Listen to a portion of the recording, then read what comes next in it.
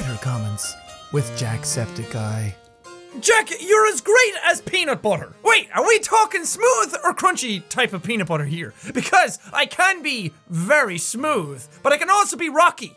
I can also rock and or roll if need be. So you're gonna have to tell me which one is which, because there's a very strong preference from one over the other. A lot of people don't like crunchy peanut butter. So you trying to insult me or are you trying to compliment me?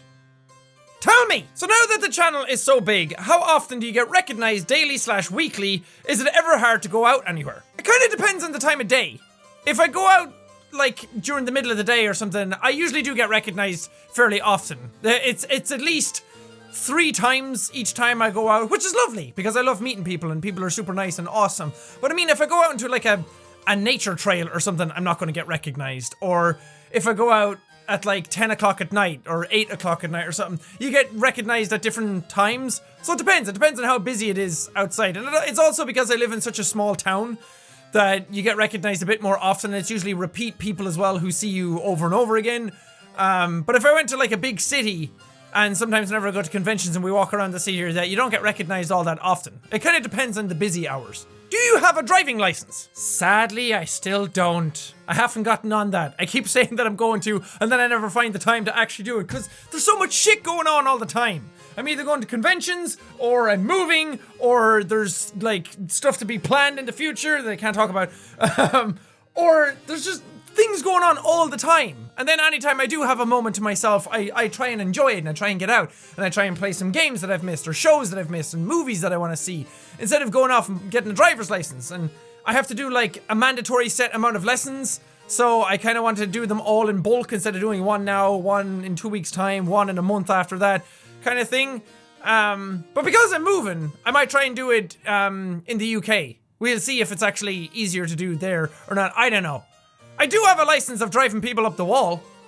That's about all I have. Jack, could you please start doing pins as part of your merchandise at some point? Yes, I can. I actually talked to Fanfiber about getting pins made, enamel pins that is, because before I never really understood the fascination with them. I looked at enamel pins and I was like, they're kind of cool. And then I started going to conventions where enamel pins were everywhere. I'm like, these are awesome. And I have a bunch of Rick and Morty ones, and I have a Kingdom Hearts one and everything like stuck to my bag, my YouTube gaming bag. So they're really cool. So I want to get some like little Sams made or something. I don't know. We're in the process of trying to get them done, so we'll see. It's like making stuff for a merch store isn't as easy as just like, hey, let's make this and then it's done. There's a lot of planning and artwork and different styles and everything to go into it. So I'm trying to get those made, and hopefully they'll be really good because I kind of just want some myself. Are you and Cena addicted to fidget spinners? Not right now, I'm not, but I really want one. And it's weird because I saw fidget spinners like mid last year. They were popping up on Reddit every now and then. And I thought, those are kind of cool. Maybe I'll get one of them. And then I just completely forgot about them. And now all of a sudden they're a huge trend again. Everybody has a fidget spinner. And it's like the new 1,000-degree hot knife challenge on YouTube. Everyone is just uploading videos about fidget spinners. So I really just want one for myself to mess around with while I'm editing or photoshopping or whatever, or just playing games. And we went like 30 minutes across town, like the complete opposite side of town, to try and get one in a shop that I had heard that they were in, and they were sold out. They're not getting them in until like Thursday. And then I cried in the middle of the shop, and the guy told me to leave. Made an edit. You're in the show now. That's actually a pretty cool edit. I'm not gonna lie. That's really decently made. So thank you for that. Also, does it bother anybody else that there's not 13 tapes on the actual promotional thing? Because it bothers me. Also, you put me in 13 Reasons Why, so here's your tape. If your life was a movie, what actor would you want to play as you if you couldn't do it yourself? If my life was a movie, that'd be cool. I mean, it might be a very boring movie, but if it was, then I'd get Chris Pratt to play me. Because he's fun, he's bubbly, he's energetic, he's charismatic, he's handsome, he's buff. But then I might get jealous, and I might start wishing that I was him, and fuck it, I wish I was him already. I admire the faith you have in humanity. Oh man, but sometimes it's tested. Sometimes I read something in the news and I'm like, why? Why humanity? Or just, humanity was a mistake. But, I mean, I think everybody has the capacity to do good in the world. I think everybody has the ability to be a decent person.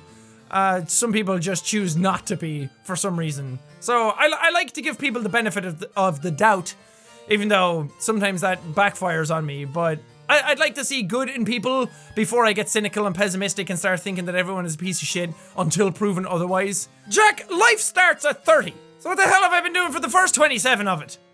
Or, is it, am I minus 3 now? I'm 27, I'm about to hit 30. If life starts at 30, yeah, that makes me minus 3 now. I'm counting down. So you're all watching the channel of an unborn baby right now. That's pretty cool. That's a pretty cool experiment to be part of. A pretty cool community to be part of. Should just change all my bios to be the first unborn child's YouTube channel. Did you try the unicorn drink at Starbucks when it was here? No, I didn't. And I'll tell you a very good reason why. Because I didn't fucking get it at Starbucks here. Maybe they got it at Starbucks somewhere else in Ireland, but they didn't get it here. All we got was like salted toffee macadamia lattes. I'm like, oh sure, that's tasty. If you're a fucking idiot, I want something that looks like bubblegum and something that's gonna rot my insides and make my teeth fall out of my head. That's how you know it's a good beverage.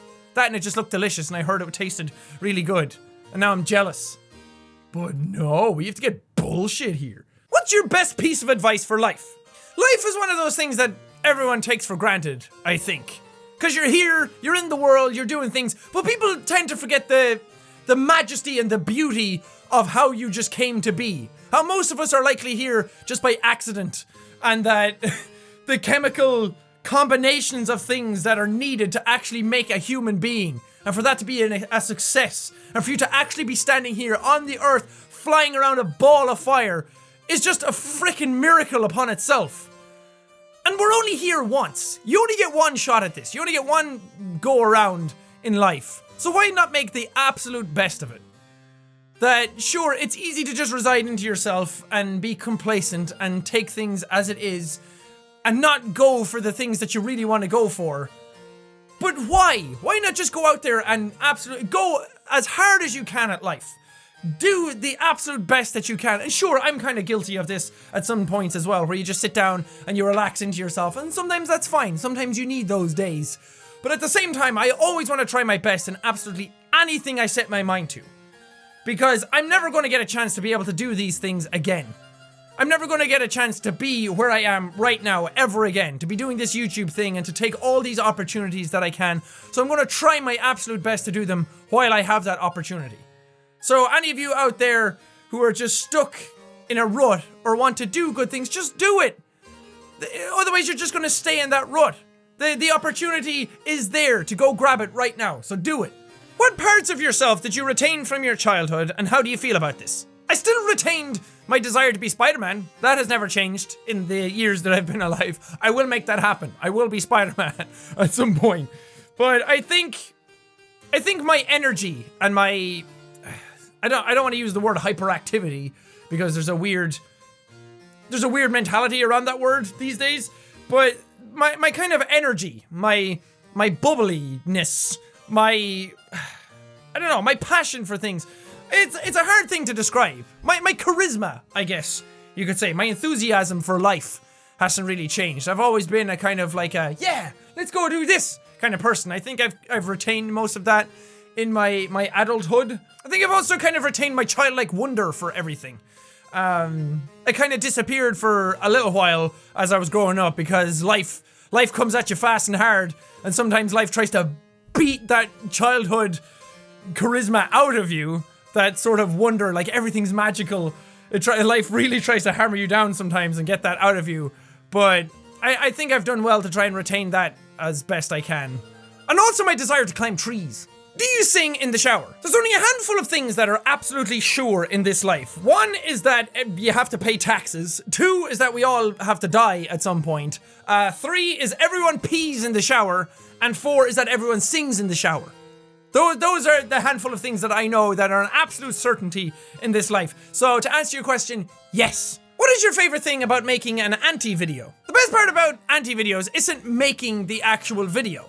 It's the reaction to a video that's the best part about it. And that goes for most of the videos that I make on the channel, is that the reaction to see how people feel about certain things, because you can evoke such strong emotions out of people just through simple videos. It's either laughter or sadness or any sort of emotion in between. So the hype that gets around an anti-video is absolutely insane. And we got a very strong taste of that when we went to PAX. The video we made for the intro that the panel added, me and Robin were both there at the panel. So to see people's reactions to that was insane. I've never experienced anything like that towards a project that I've been part of. So that was just nuts. And it really affirmed, I don't know, so many things. It made it so validated to see the sheer, just raw emotional reaction to something like that out of nowhere. Because you can hype up something, and then you can see people's reactions. And like, hype is a weird thing. Because when you hype something up, and then it actually happens, some people feel like they have to respond positively to it. If I hyped up an anti-video, and I said that I was super excited about people's reactions to it, and showed that I was super into it, then obviously some people are just going to react positively to it anyway, because they want me to feel better about it.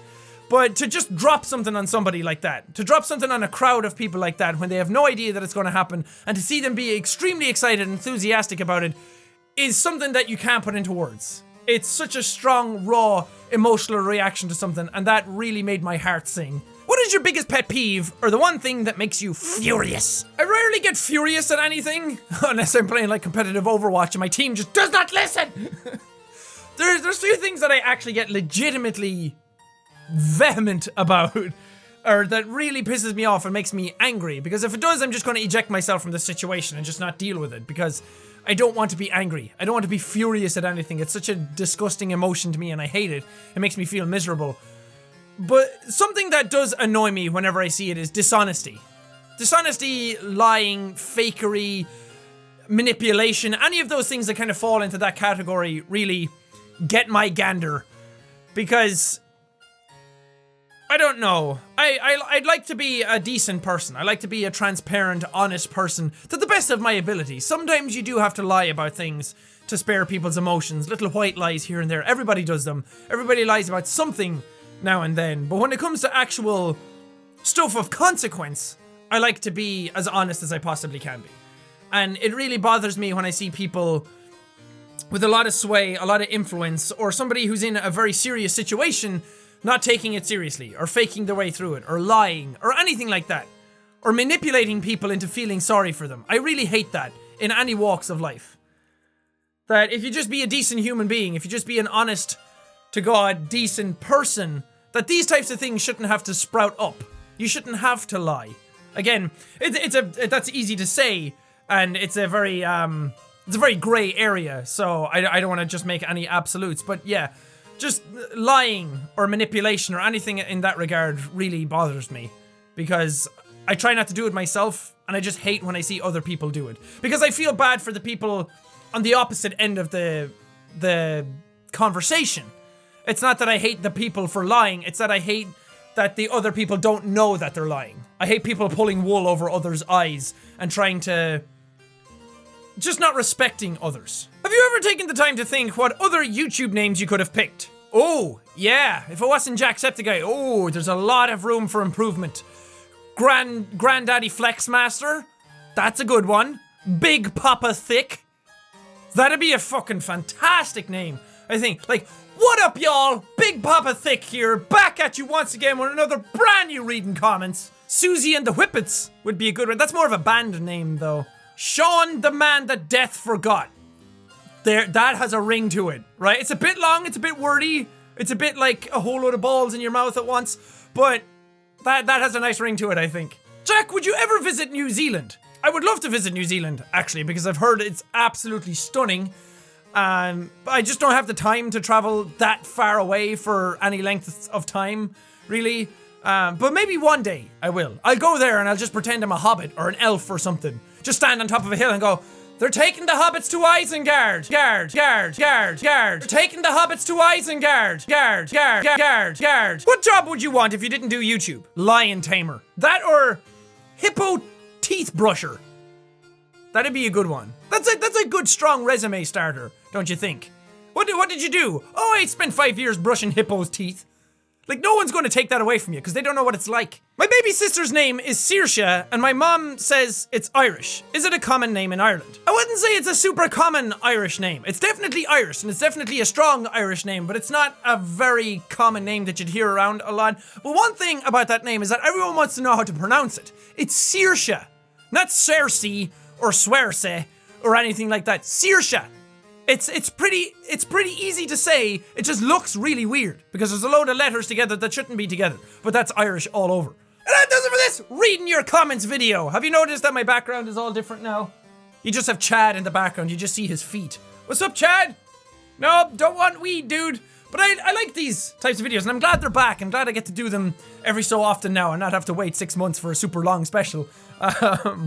And I tried to balance them out a small bit. It's a bit weird because I'm going through comments, and because there's 102 episodes of it now, it's hard to find comments that I haven't answered before, and sometimes I completely forget what I've answered and then come back and answer it again in a different way, which is cool in a way because it kind of shows the growth and the difference in my character, I guess, as I've grown and matured. But I tried to keep them a bit balanced between like short comments, longer comments, serious comments, funny comments. So I don't know. Sometimes the pacing of them is a bit stoppy, starty. So apologies for that. I kind of just take comments as I'm going and what I find interesting. But anyway, thank you guys so much for watching this episode. If you liked it, punch the like button in the face, like a boss, and Life is alright. thank you guys, and I will see you on you dudes. Let's go!